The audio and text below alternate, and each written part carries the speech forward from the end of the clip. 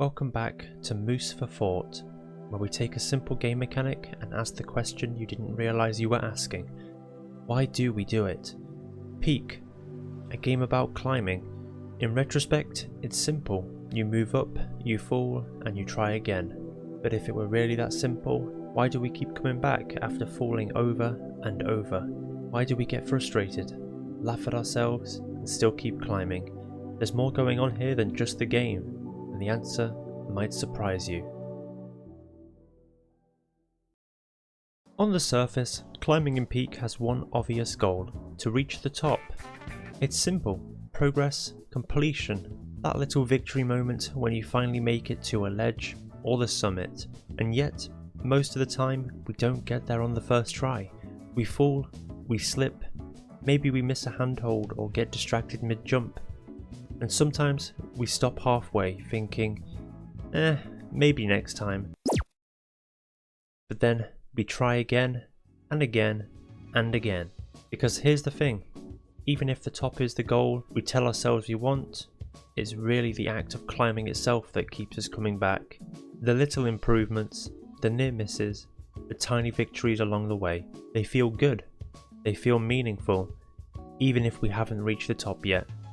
And that's where the real question starts to sneak in. Why do we get so invested in something that, on the surface, is just climbing?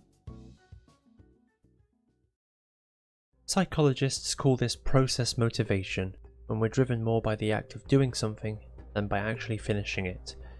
Every time you climb a little higher, even if you fall right after, your brain rewards you with tiny bursts of satisfaction. And it's not just about reaching the top, it's the small improvements along the way, grabbing a tricky hold, almost nailing a jump, or beating your previous best. Think about it, we don't quit after the first fall, we don't even quit after the 10th.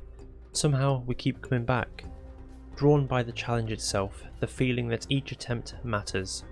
In a way, climbing in Peak is a tiny life lesson. Persistence feels satisfying, even if the ultimate goal isn't guaranteed.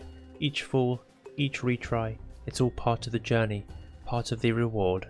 And that's why failing doesn't feel so bad, because each attempt makes the climb and the experience meaningful. Climbing in Peak might feel simple, but the way we approach it can teach us a lot about life. Think about learning something new, like an instrument, a sport, or even a skill at work. You're not always getting it right the first time. You fall, you stumble, you make mistakes, but you keep going. Maybe consider personal goals, like fitness or building a habit. Progress isn't always immediate. You might have bad days, or slip up, or feel like you're not improving at all. But every small effort adds up. Each attempt, even if imperfect, is meaningful. Even relationships or teamwork works like this. Little efforts, small victories, learning from mistakes. The act of trying, adjusting and persisting is what helps us grow. And when you pause and think about it, it's kind of incredible. Each fall, each retry, each tiny bit of progress, it all adds up to something bigger than just the climb itself. It shapes our patience, our determination, and the way we approach challenges, not just in the game, but in life. So maybe the lesson from Peak isn't just about reaching the top. The climb itself, the process, the persistence, and the little wins along the way, shaped who we are. Climbing in Peak might start as a simple goal, reach the top. But as we've seen, it's much more than that. It's about the small improvements, the repeated attempts, and the satisfaction of progress itself.